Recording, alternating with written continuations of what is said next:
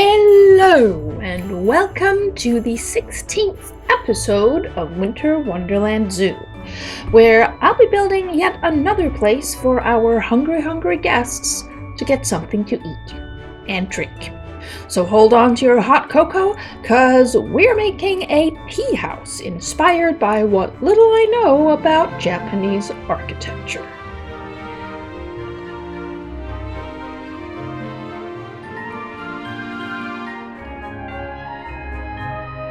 Yeah, so these walls are looking super ugly at this point.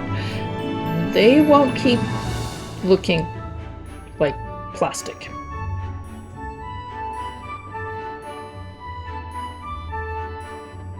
And as usual, the path is a nightmare.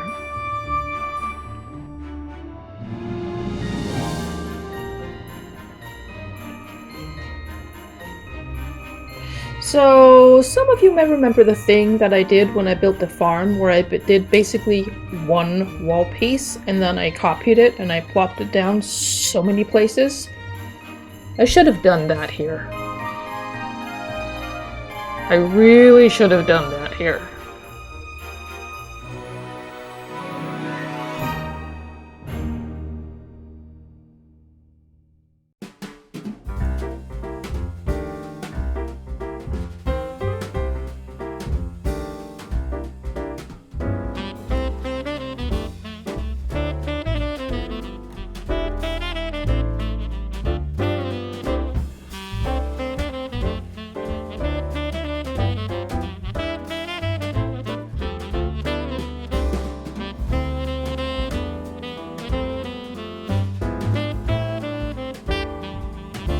See, this is what happens when you don't plan.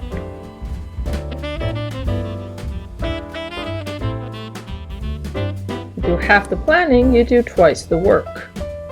You do none of the planning, yeah.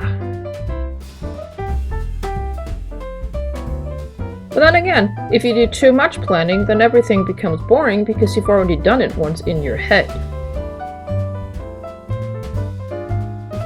So it's a balancing act, and I don't have any balance.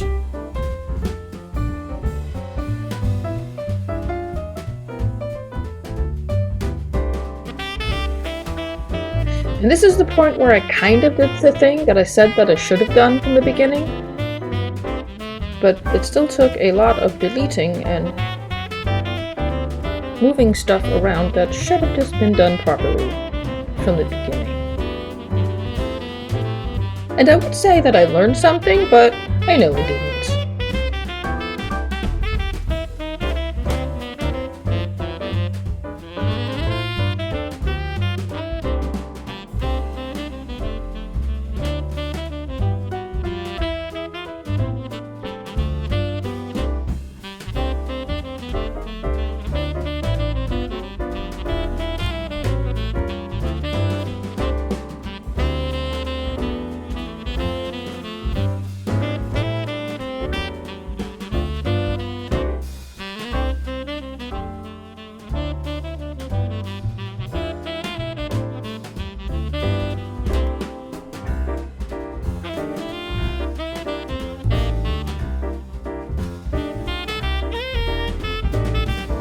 See, you can barely see the plastic-looking walls anymore.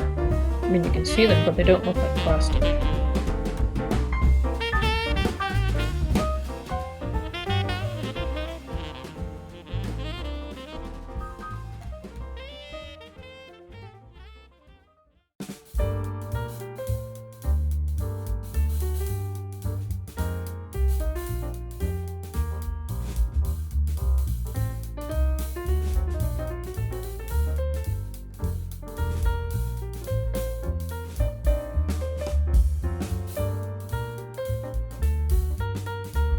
So this is supposed to be one of those Japanese sand gardens where you can use a little rake and rake the sand into pretty patterns. And the point is to be zen and not care about the fact that your pattern is gonna get destroyed as soon as wind or rain or someone else making a pattern happens.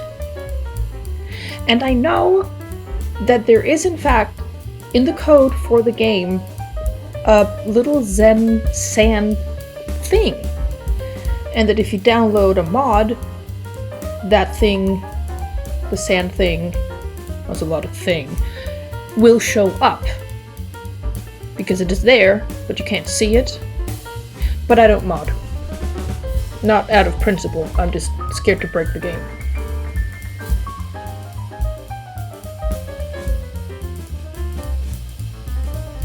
I probably will add some mods at some point. I just feel like there's still plenty of stuff that I haven't done yet that I want to play around with.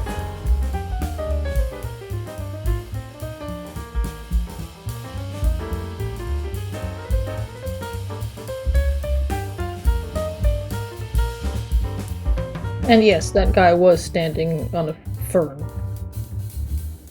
I did fix it. I think I cut that out of the video though. Now these things are supposed to be, I think they're called tatami mats, which are traditional Japanese flooring. They're, well, mats. So they're not made out of concrete, which they are here, but that's what I had.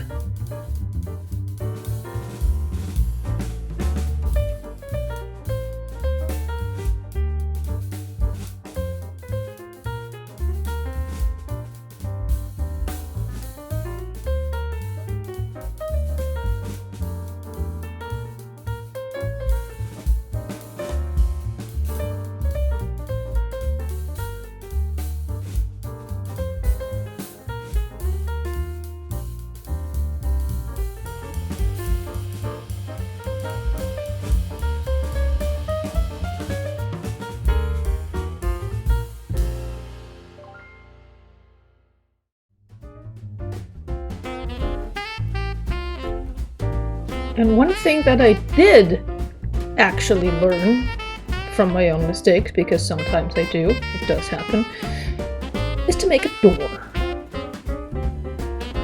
In this episode. And not like 3 episodes from now when I realized that I didn't make a door.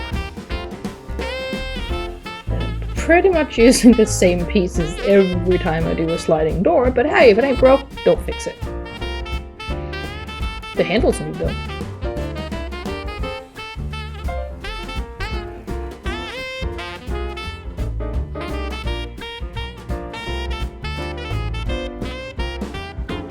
More ferns. Yeah, I actually think this turned out pretty good, especially the roof, which is unexpected for me to say.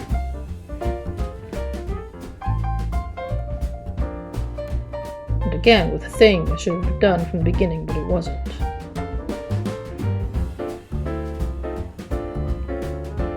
Yeah.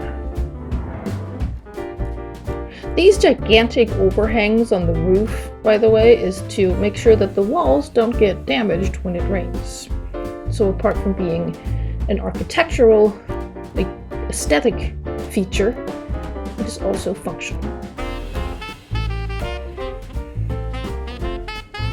Yeah, there are a few more of those with pictures of animals, but they're not animals I have in this zoo, and they're more Chinese than Japanese, so I mean, that's kind of right.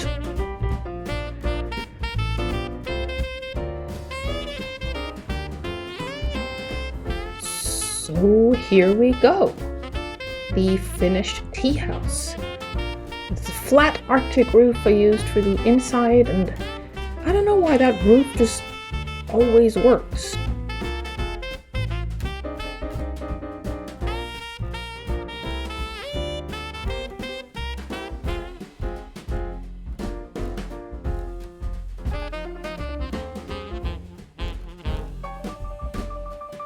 And we have babies. Look at that. Look at that little nugget.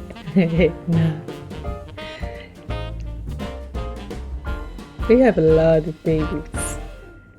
Is this when I tell you that the traditional Japanese Christmas meal is Kentucky Fried Chicken?